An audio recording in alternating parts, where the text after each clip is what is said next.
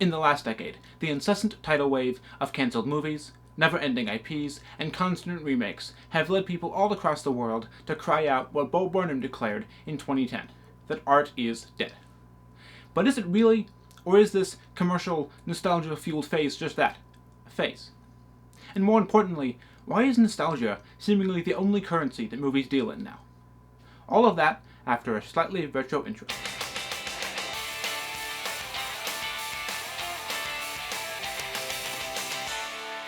Hello and welcome to Off Book, the podcast, episode 62, where I'm joined by Kennedi Beauchamp to talk about the role that movies play in our childhoods and what that means for whatever the current landscape is.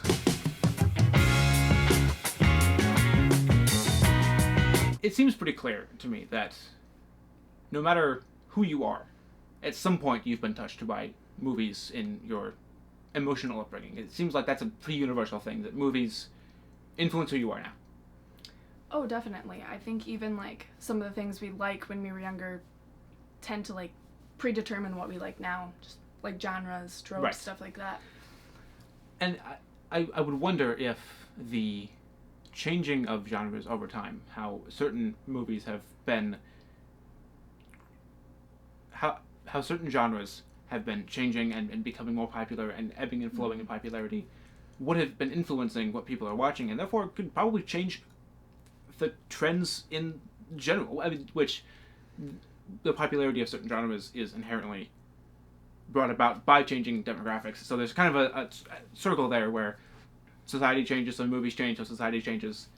Yeah, I mean, we think about, the franchises where maybe we had one a while ago, maybe we had one early 2000s, and then that fan base is still there, but maybe they're gone. We had, a recent example is, The Hunger Games. Yeah. We just had the new one come out, and we're seeing a lot of people swarming back to it because a lot of people really feel like they haven't made that type of dystopian stuff like The Hunger Games, Percy Jackson, since then, which I would kind of agree with. I think we kind of lost that genre of shows. Yeah. But it's interesting to see, Percy Jackson is coming back on, Disney+. Right. And the new, Ballad of Songbirds and Snakes, that has been huge. And it's creating also a younger generation whose parents who maybe were really into it, to now that's going to be their thing again. Yeah, there definitely is a trade-off of, I saw this when I was a kid, therefore I want you to see it if you have the chance. Which doesn't always happen, but when it does happen, there's almost an additional audience of people that don't care, but their parents care. Yeah, and that also, I would say, creates, families who, definitely like certain things. I know your family really loves Disney. Yeah. There is a common Disney thread. Our family loves Harry Potter. Harry Potter is our thing, and I think that's really cool when there's a certain overarching trope, even if different people within the family have different things they like, because that's bound to happen. Right. And I would be interested to see what the graphs are, because I'm a graph person, but the number of genres that die that have a fan base but that still don't go anywhere versus the ones that have a resurgence. I mean, there is a huge cult following of the Goofy movie, and I've never seen any reports of a remake of that movie, which Disney, no. I know I just gave you an idea, but don't. If you're going to do it, make it live action. Please. You want a live action Goofy? I think it would be hilarious. I think it would be terrifying. It's one of my favorite Disney movies, from that genre, actually growing up. And I don't think I've ever seen the thing in full because our DVD of it used to skip so much. I'm sure it's on Disney Plus now. But I love it. And honestly, it might be part of, my, nature-esque, I just love it. It's nostalgic camping. It's... Here's the thing. Possums. It's a great movie. But why would you want to see Goofy in live action? Because either you get, a weird Christmas Carol, the CGI from Robert Zemeckis, you get that, or you get Avatar, and it's hyper-realistic. I don't know what, or you just have a guy wearing ears and a nose. And I don't know which one of those is worse. There are 3 different avatars they can make, and all of them are equally cursed. I think if they're going to do it, I think it has to be all Broadway actors. I don't think it can be. Yeah. But I think that overall it might be more entertaining than another live-action remake of a Disney princess. That's. I mean, it would definitely get more buzz. Yeah. I don't know if it's it'd a good be new. Buzz. Yeah, it would feel new. But is new always a good thing? No. I would argue no. I would argue that Justin Bieber and Selena Gomez in a Goofy movie live action would not be a good thing. Broadway actors. Although not Disney actors. Well, yes. There's there's a trend that I'm hoping is sticking around where movie musicals are casting Broadway actors. Yeah. There was actually the movie adaptation of The Prom was had cast Ariana Grande in one of the lead roles, and then she had to leave because her concert tour got extended. And they replaced her with Ariana DeBose, who was in Hamilton as the Bullet. Much and better decision. Hosted the Tony Awards and did amazing. And is in West Side Story. And is in West Side Story. In that. And is in Wish now, so she is a Disney princess, which it's all kind of... Oh, I guess... Well, she's a... Pixar she's princess? a princess of the Disney conglomerate. I think Disney princess is technically its own, like, line. So, yeah, like, they kind of, like, gatekeep to themselves. Because I think, they have, like Anna and Elsa aren't even Disney princesses technically, because they Merida have their own thing. I saw a whole video on that. It's... All this to say... but Wish is... I haven't seen it yet, obviously, but it seems like it's been fueled by all of that classic animation, and even 2D animation going away in favor of realistic 3D CGI animation. Oh, for sure. Because now the fact that they're doing a hand-drawn, well, parts of it anyway, a mix of the current technology and the old 2D hand-drawn animation is a selling point, whereas before, if Lion King was marketed with hand-drawn, so... Yeah, I think that we've actually talked about this in school. Some of us students like the past, just random conversations about different Disney or Pixar animations and how that has an impact too. Yeah. Like there's certain films that like we also come to like because of it's different than what we grew up with. Like I grew up with more of that like Cinderella type classic like classic Disney like hand-drawn animation of like it's a little old-fashioned. We had the beautiful title sequences that lasted 18 minutes. I miss title sequences so much. It depends. Well, okay. I don't like giant opening credit sequences. I do like title sequences. Yes. Like if you're gonna show me 20 minutes of just the names of the people, like I appreciate everyone who works on every movie. They did a good job most of the time, and I like seeing their names. However, I don't want to watch 20 minutes of them before I get to my movie. I just want to watch the movie. I think that's why they created the fast forward button. Or just the skip intro button. Yeah. But there's a different. This is very off book. That's the name of the show. It's there's a difference between a well-made title sequence that shows you kind of thematic elements and brings you into the world versus here are the names of every single person that helped give Mario his mustache. Yes. Some of those people afterwards. I'll watch them, but afterwards, please. Yeah, like the intro to Oklahoma. No. Versus like the newer Netflix shows where it's a skip intro. Like I love that when we do a little like theme song and when we replay the episode. But I mean, it's even to get a little bit further off book. It's even something that's happening on YouTube where there are web shows that I mean, YouTube is the next evolution of television. Not that television is going away, but that you can see the roots of YouTube are based in television. So there are still channels that are basically TV shows, just on a smaller scale. Yeah. They have an intro. They have a person presenting in front of a backdrop. They go out on location. They show you things, and then they have credits sometimes. And I mean, like Tom Scott is just a TV show, but on YouTube. But you're seeing a lot of those people that have title sequences are getting shortened further and further. There's a channel called Film Riot. It's a filmmaking show. I'm a nerd. But when it first started, it had like a 30-second long intro every single time. This was like in 2012, I think. And now it's just the logo and like a 4-second sting of the music. It's just gotten reduced further and further and further because, I mean, watch time is going down, retention is going down. That's why TikTok is. But I mean, that's also, I saw an article saying that the movie Don't Look Up was, they edited the jokes like they edit TikTok jokes, where they cut away during the punchline instead of traditional film editing. Did it go well? I haven't seen the movie. I don't know. But it sounds like people didn't really notice it. The movie was divisive for other reasons. But that shows, again, culture is influencing how they're making things now. And it's interesting to see the contrast of both sides, too, because like the TikTok videos and how those are shorter, there's also been a lot of things talking about how they want to extend them to be, like, 15 minutes, possibly. Right. Which is just YouTube. It's just YouTube. And, I mean, I guess even more platforms, but they're all, like, more generation-specific, I guess you could say. Yeah. Well, and each generation seems to have its own platform. But then, as everybody starts seeing what other platforms can do, they're all saying, well, we want this on ours, and we want this, and instead of what this has, we want something else. And so all of that combines to create, I mean, I don't think the perfect platform exists because everyone is a little bit different in the wrong ways. Yeah, and it's also the audience that you want to reach to more so. Like, which is so different. You can reach to anyone anywhere. I mean, you can definitely reach people our grandparents' age on TikTok. But most likely you're going to reach people falling around our ages, if not even younger now. Yeah. I feel like a lot of our generation, maybe during COVID, like, was into TikTok, and a lot of them have stayed. But Instagram Reels came up. Yeah. That's a big one. And YouTube Shorts are doing the same thing. Yep, and I know that a lot of, like, I personally, like, would say that I really like Instagram Reels, but my thing is YouTube. Like, I prefer YouTube. Same. Obviously. It is interesting to see how the public and their relation to media is creating the media world that we're in, which I mean is always how it's been, but there is a culture now. I mean, movies used to be like the A picture and a B picture, and you would go into both of those, which is a multi-hour thing, and now YouTube videos are getting shorter because people aren't watching to 15 minutes. Yeah. But that is an element of the culture changing how things are made, because people are responding to what's working. But I'd be interested to see then.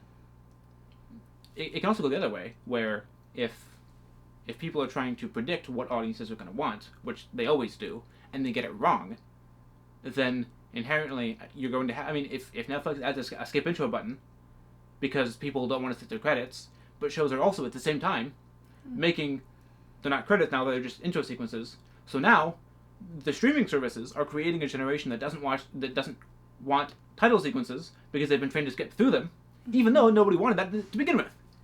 And I mean, it is kind of like an art in its own. Like, people did go through making those with possibly just as much effort as they did the show. Yeah. Which is kind of like an art form we lose. Like, I know I was watching a video the other day, which is, again, off book, but it was close to it, where it's talking about how people don't feel like celebrities should be allowed to voice a lot of animated characters. Like, A-list celebrities that aren't either possibly something else. Like, they don't necessarily feel that someone like Chris Pratt should be able to come in and voice Mario. I was waiting for you to say that. Or Garfield now, I guess? Yes, that one. There's a few others, like Selena Gomez, Ariana Grande, and it's not necessarily because they don't think they did it well. It's just because they think, like, there is a whole, like, section of people who, like, do trying to voice act. Yeah. And it's different when you get a celebrity that's used to being on screen, trying to then go to a booth and get... I mean, it's a different art form, trying to inflect and carry your entire performance in your voice, than it is to be a whole actor holistically. And it's not that, you can't go back and forth, but that if you're only trained with one thing, that's not necessarily going to mean that you're good at the other thing. It just means people will go see it, which. Which also works. Definitely not wrong. I mean... But then that leads to people fan casting all their favorite celebrities and everything, and they're getting upset when celebrities are cast. Yep. The same people that are saying, oh man, I really hope... I'm so excited about Mr. Fantastic being played by Pedro Pascal. I can't wait for that. And then they are going to announce the cast of Fantastic Four, and it's going to be all a bunch of celebrities. And someone's going to say, well, why is it only A-listers? Why aren't there any unknowns? Because you all asked for it. I mean, we got John Krasinski as Mr. Fantastic in Doctor Strange because people kept asking for it. Mm-hmm. And then those same people said, I don't like him in that role. This wasn't really good. But it's that culture of, that cycle of movies influence how we see the world, which then influence the movies, which then influence how we see the world. But then when it gets off track, everyone's trying to predict. We're trying to go see movies that vibe with how we see the world. And movies are trying to match what we want, but if we do them differently, it just gets really complicated. And that kind of leads into what I would say are, like, how we see the world. Like, some people like movies that tear down the structure of the world. And some people like movies that make them feel alive again. And there's always a good mix. Yeah. But I would definitely say I fall more on the side of, like, wow, was that inspirational? I mean, that's the question of what is art is one that is, I mean, Martin Scorsese made headlines when he said that Marvel movies aren't cinema. Bob Barton declared that art is dead. Every single week, you're seeing somebody say that X movie is, I mean, the fact they made a Mario, or the Garfield, or the fact that the MCU, or, I mean, everything is the death of cinema, is the death of art. Yeah. But then the question is, what is art? Does art have, does it have an obligation to tell some sort of lesson or a moral, or can it just exist to be?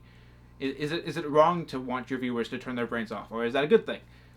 And how is art dead when we have to keep developing as a society? Everything else changes, everything else develops. So what our art looks like now, some people might not think it's as good, but that is the art of this generation. That is the art of this time. Exactly.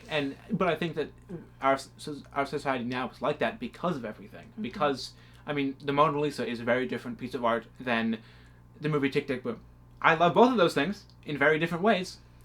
I think if you were to try to bring somebody into a museum, I mean, people still see the Mona Lisa, but if you were to draw the Mona Lisa today and say this is the new thing, there would definitely be people that like it, but it definitely wouldn't have this kind of broad commercial appeal that a Netflix movie would. Mm-hmm. But that is inherently because things kept changing and we kept adapting.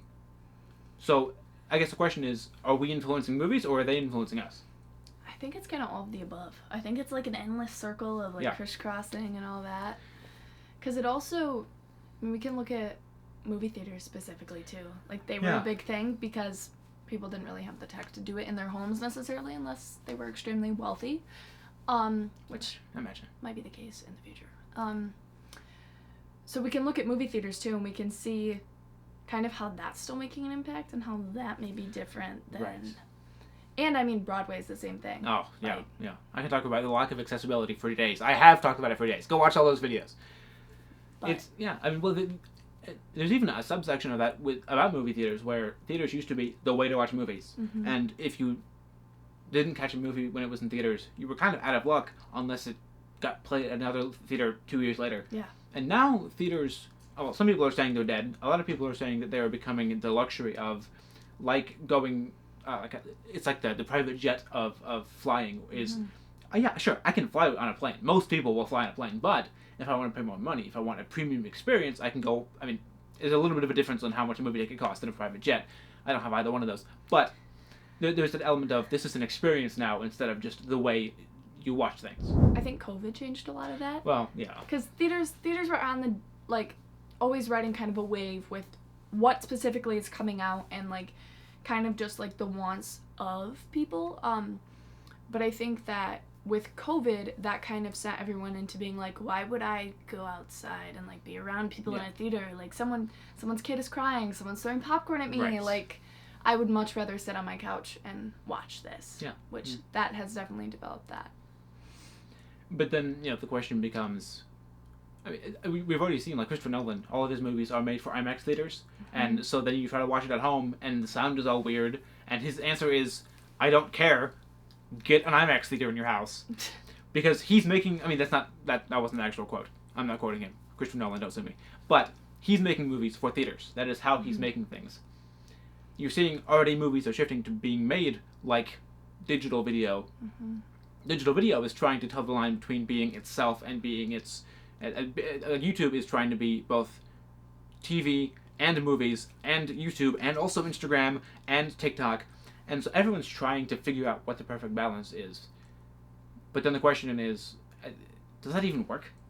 Or is it just a muddled mess of everything? Do you think that multitasking of all these companies to compete with each other loses quality? That's a tricky question, but my opinion is that it depends on why you're doing it. I think if you're trying to build your ideal service, I mean, if Netflix is saying, TikTok has viewers. What do we like about those viewers? What do we want to take from what TikTok is doing? What are lessons we can learn? I think that's helpful. I think if you just say, if YouTube says, we want to be TikTok and create YouTube Shorts, which nobody asks for, I've made them, they're not good. If I ever make them, watch them though. But it's not helpful. It's not, YouTube is, I mean, and YouTube videos are getting longer. YouTube videos are getting consistently longer and longer, even to the point where this little insider information here, to get a YouTube video monetized, there was a certain length the video had to be, and then that length increased, which meant that all the creators that were trying to make money had to make longer videos, and as soon as they did that, YouTube started also introducing videos that were less than 60 seconds. So that even it's competing with itself, because now, to be the ultimate creator, you have to make stuff that's less than 60 seconds and like 15 minutes or more, which is two very different things. But also, I think it's what we're finding with movies, where you have like Oppenheimer was like a 3-hour epic. Yeah. But that would have been perfectly normal a few decades ago. But now, it is either very good and the return of cinema, or it's the death of art because he was too pretentious. And I think that's part of the problem, is not only are studios competing with each other, they're also trying to compete with us because we don't even agree. Because some people are adapting and some people aren't. So how do movies influence us? It depends on what you watch. And that is becoming so varied, which is a good thing, but also is making it much more complicated to try to find an audience because there are more audiences, but their audiences never agree on. And it depends on what's going to work, too, with bringing something back or with length.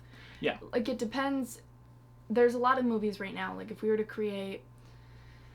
I'm trying to think of a movie. If we were to have created the live-action Cinderella to be 3.5 hours long, that would have not worked off very well. Oh. But because, going back to that franchise thing, of the impact that movies have had on people for various reasons, when Avatar comes out, and the predicted scheme of Avatar for the next, 10 years, they're going to be able to get away with, 3 to 4 hour movies for Avatar because of the impact that Avatar has had on everyone from early 2000s, whenever it came out, to even this past year when that one was released. Yeah. I know my dad kind of showed me Avatar probably, halfway between the points, but then, was really big into Avatar, liked it when it came out. And then my younger sister watched that one last year, and I think we watch it, once a month. It's her favorite movie. That's amazing. So it's just interesting how, that connects, going back to what we started on, too, because that sells. And the audience for Avatar versus Cinderella are so different that, I'm sure Avatar fans will watch a 3 or 4 hour, 5 hour movie. I mean, the Snyder Cut of the Justice League was 8 hours long? It was divided into sections, but it was a huge thing. And a lot of people went, this is long, but okay. Whereas I think if you tried to make, if Wish came out and it was revealed to be even 3 hours long, or even 2.5 hours. Yeah. At 2.5 hours, Disney people are going, this is a long movie, it better be worth that. Mm-hmm. Versus if Avatar 3 comes out and it's only 2 hours, or 2.5 hours, Avatar fans are going to go, why is this so short? You only give us 2 hours of content? Which I think is probably why it's gotten so complicated, because if we can't even agree on what a good movie is, how are the studios possibly going to understand what to make here? And I think that's probably why we keep falling back onto everything's a remake. Everything is another installment in a franchise, which isn't always a bad thing, but it often is. Because it's kind of hard for them to tell, number one, what is nostalgic to the people. They don't necessarily know, what movie you and I are both waiting for, for that to be remade. Mm-hmm. So sometimes we lose what we actually want to see. Today's episode is brought to you by Replay, a bold new way to watch movies. Now, we all know the feeling of sitting down to watch a movie we've heard good things about, and knowing we finally get to see if it's worth all that praise. And while that feeling is great, it's not as great when you finish the movie and realize that the excitement of watching the movie was better than the actual movie itself. I'm not naming names, but we all know which movie. Eventually, we'll start to feel nostalgic for the movie and get excited to watch it again. But rewatching it will just give us the same disappointment all over again. That's why Replay can help. For only $19.99 a month, you can gain access to their vast library of films, from the first silent films to the most recent blockbusters. But here's the twist. Instead of watching these, Replay will skip right to the credits, so you can jump directly from the feeling of anticipation to the feeling of nostalgia, without ever having to go through that pesky step of watching the movie. So check out Replay today to revolutionize how you don't watch movies. Also, I think that it kind of plays into, specifically America, you kind of have to look into, American grind culture. Yeah. It's very specific, in, people in the film industry know that, but that's not their main focus. Their main focus is to make these things and have the passion for what they live for. Versus when it gets to us, the impact it has can sometimes be determined on what media we like in our lives for the reasons of how our lives are developed. All these families that are able to do 8 sports for their son Johnny. We're not against Johnny. That's a cool thing. But Johnny's cool. Yep, maybe. Not until high school. Well, Johnny is subject to review upon turning 12. He'll peak in high school. But basically, because of that, and the culture of, say they're going and they have all this and they have something scheduled for every day of the week, or their mom might be the kind of person that constantly multitasks. So might have a specific show, or might only like this one YouTube thing that she'll keep rewatching so that she can do laundry while doing it. Or Johnny might have this one show that he just only watches during practice breaks. Yeah. And I schedule my shows and what I watch based on what I'm doing. There are certain things I need to look at, and that's what I'm watching when I'm taking a break or I'm devoting to watching. There are certain things I watch, it's in the background. I'm just listening. There are certain things, there is definitely that advent of technology has made it much more complicated because there are now even different ways to watch them and different styles of the movie-going experience. It's not just where are we, it's where are we and how are we watching this, and are we even watching this, or is it just an audio format, which for some things, like this show, is good. For other things, like a sitcom that has a lot of visual gags, might not work anymore.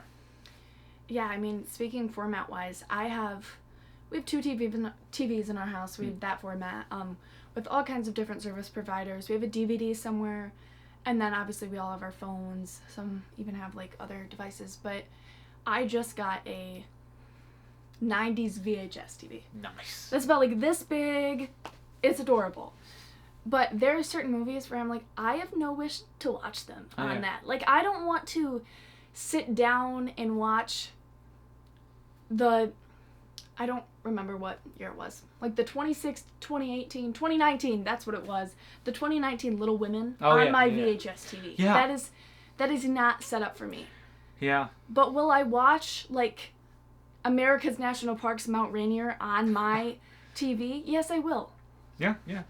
Well, and I know that when Friends went to Netflix, there was a little bit of a backlash because it was originally aired in a 4:3 aspect ratio, the square. Mm-hmm. And that was how it was filmed, that was how it was meant to air. And then when it went to streaming services, they expanded it to 16:9, which meant that it fit modern TVs, but also it showed there were certain walls that just stopped in the middle of the frame. Yeah. There were body doubles that were not supposed to be shown that were, because it wasn't meant like that. But people now have the expectation that 4:3 equals old, and I want to watch new things, and Friends isn't necessarily an old show by its content, but it would be by the fact that it's a square. You know, you watch Charlie Brown Christmas, it doesn't necessarily feel dated, but the fact that it's a square might make some people think it's outdated. And so the question then becomes, all right, do we keep it like it was, or do we expand it? And do we not only expand it, but we lose the opportunity to watch it how it was originally aired? The song All Star had a music video, and originally it was a 4:3, like 240p video. And then when H2 remasters became a thing, they replaced that video, which you can't do on YouTube, but I guess they could. They replaced that video on the official channel with a HD 16:9 version. It was terrible. It was not well scaled up. But that papered over the history of what it was. You can't see that unless you go to find someone that re-uploaded it. And so that's, again, the providers are trying to anticipate what people need, and in doing so, are catering to one group that might want that, but also undermining what another group wants. I think we definitely have to find that, like, healthy balance with all art, but specifically, like, our film going forward. Like, we have to preserve what we used to have. Right. Like, I appreciate older filming qualities. Yeah. Like, my sweet spot is 1996 filming. Aha. I don't even know why. That's where I fall at. And I think we have to preserve that. Like, that's why I enjoy when different formats of movies that I know are the original filming set are sold at all the thrift stores. Yeah. I think we have to keep that. We shouldn't just get rid of that necessarily because that was a form of art for that period of time. Mm-hmm. So, but we also have to be developing new things that go throughout, such as we had Brave, and now we had Inside Out, and now we'll have an even new Inside Out. Yeah. We have to keep developing that too as newer art for newer generations. Art can't survive if all we're doing is trying to constantly pivot it and forget what we had before. I got Max, the streaming service, for a few months, and I watched like the 1924 film, A Trip to the Moon, which is a silent film. It looks like it's filmed on somebody's camcorder. It looks terrible now, but at the time, I mean, it would have been groundbreaking. And there still are a lot of things that are really cool about it, but I'm really grateful that those films are still on streaming, because a lot of them just get lost unless someone goes and uploads them to YouTube in shaky quality that they downloaded and then re-uploaded and then downloaded and then re-uploaded again. But I think that's... I mean, art can't be dead as long as we continue to evolve things, because art is inherently subjective. And art is made from people having passion and people having emotion. Mm-hmm. And that is displayed differently, which is why I think some people dislike remakes so much, because not only do they attach that original version of the film for the emotion they can feel from, like, the team who created that, they also just want to be able to feel, like, the passion of who's making it and the purposes through that, instead of maybe having their perspective of it change. And I think a lot of the problem with remakes is that they feel like the lowest common denominator, where we don't know what anybody wants, but we know that enough people will at least go to this thing. At this point, Disney has to know that when they announce, like, the live-action Moana, they have to know that nobody wants that. Nobody wants that. But they Disney... also know that everyone's going to go see it to see how bad it is. I talked about this in my video about it, where I don't think anyone expects that to be good. Everyone expects it to be so bad that they want to go see it to make sure it's bad. Which then means that Disney's going to say, oh, this was successful, and so they're going to make more. But if we stop going to see it, then, I mean, they're going to stop making it, but then what do they make? And so that's... And then, of course, we all want to see it. Not even because we think it's going to be good, but I mean... Just to see if it's bad. The Rock... with hair, like that's also valid. Why would we not see it? I mean, yeah, hopefully hair. I hadn't even thought about that, and now I'm trying to imagine The Rock with long curly hair. I really hope they do that, because if they don't, I think they're already gonna get a lot of hate on that, which is more healthy hate than they've had for other live action remakes. Sonic. And I mean, The Little Mermaid got a lot of backlash too. I still haven't seen that, but I have not either. But I know that like. Stuff like that is always interesting. Yeah, I mean, it's... Well, and you gotta walk the line here where the remake can't literally be a shot-for-shot. I mean, the movie version of The Producers was basically just the stage musical put on film. And that worked in that regard, but, like, you look at the Dear Evan Hansen movie. It tried to do that, too, where it tried to stay so close to things, but then also it tried to change some things, and it didn't add anything to it. And that's what I think a lot of the remakes are struggling with, is we know we can't do the exact same thing, but we want to stick as close to that as we can while also changing what we have to without looking at why. So I think that's why, just because something is bad doesn't mean everything is bad. It means that thing is bad. But there have always been things that are bad, and there have always been things that are good, and there still are.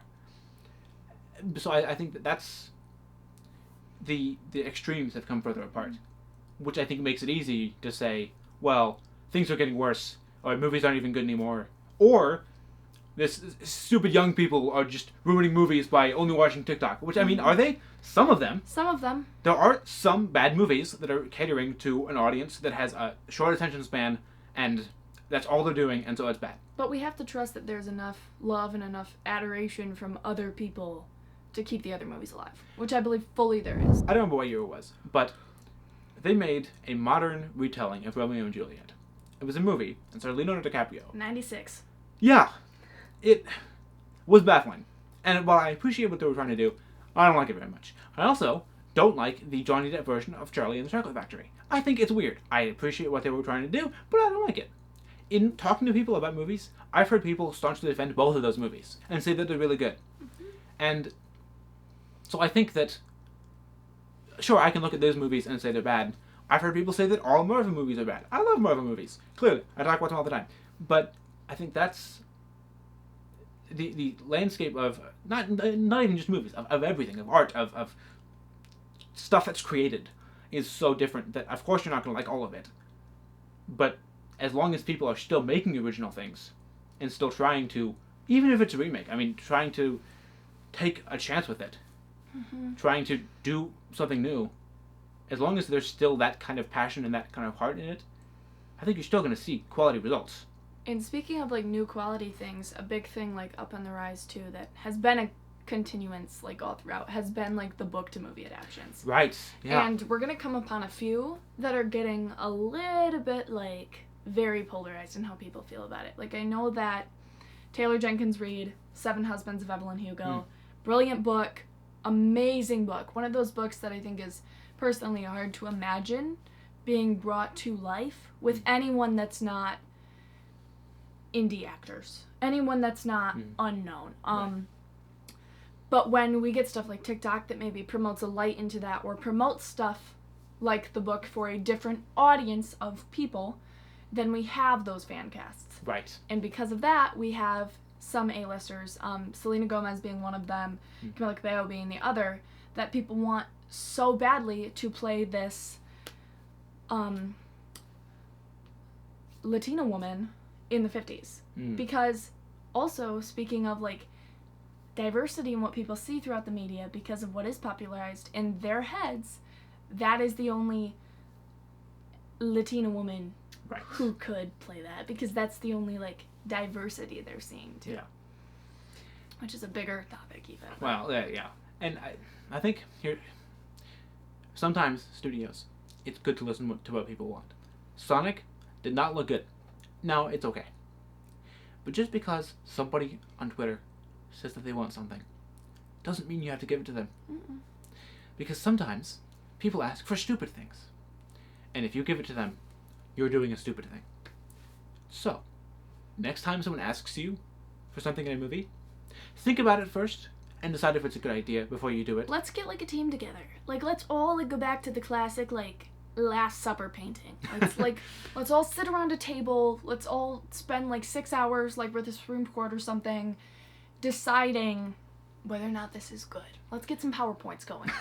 PowerPoint, yes. I just sit down and say, here are all the suggestions we've gotten. Which ones are clearly awful? Which ones are jokes? I firmly believe that some people in studios can't tell the difference between a genuine request and a joke. And a parody account. Yeah. Because I'm not going to name names here, but there have been some truly baffling decisions that I can only imagine from people joking. My favorite was people were hoping that because of how many people were asking for Marvel to make John Krasinski Mr. Fantastic, people wanted Rainn Wilson to play him instead because it was just close enough. Because John Krasinski and Rainn Wilson played Jim and Dwight on the show The Office. If you haven't heard of The Office, why? It's like the most popular sitcom of the 2000s. But that's clearly a joke. No one was actually asking for that. But I did see that and worry. Okay, are they gonna take that? Are they gonna do that? That does feel like something that Disney would do. Or I guess Marvel, but they're all the same now. A little. So I think that it's just a matter of being aware that what you make will influence potentially everything. Culture, what people want, how people watch it, what they're asking for, what they feel. I mean, movies can pass on messages that will stick with people. I have opinions that I didn't before because of movies. I believe things. I've been learning about things from documentaries and from fiction. People learn things, and what you make affects how they see the world and how they interact with things. And so it's not about pandering to one specific group to try to get more money. It's about trying to find a story, find the heart behind it, and be aware of what you're doing and make choices intentionally. Obviously. And make sure it's intentional no matter the project. Right. Even if it's a comedy, like Cocaine Bear, for example. Ugh. Some people are going to find deeper meanings in that. And they're going to love those deeper meanings from a movie like that. People can't be reduced to ones and zeros in focus groups. And I think you know that. I'm talking to studio heads as if they're watching this. So Kevin Feige and Bob Iger and David Zaslav and all the other studio heads that are definitely watching this. People are people. They're complicated.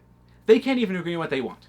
I don't know do I want more Marvel movies? Yes. Do I want more of them like this? No. What do? I don't know. I don't know how to fix them. I can't even agree on what I want. So you definitely can't decide what I want for me.